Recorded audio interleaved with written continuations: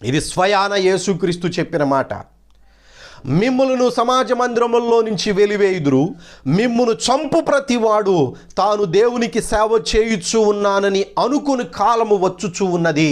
ఈ వచనాన్ని బట్టి, ఈ యొక్క మాటను బట్టి క్రైస్తవులుగా మనం అర్థం చేసుకోవాల్సినటువంటిది ఏమిటయ్యా అనంటే, ఈ సమయం రాక మానదు.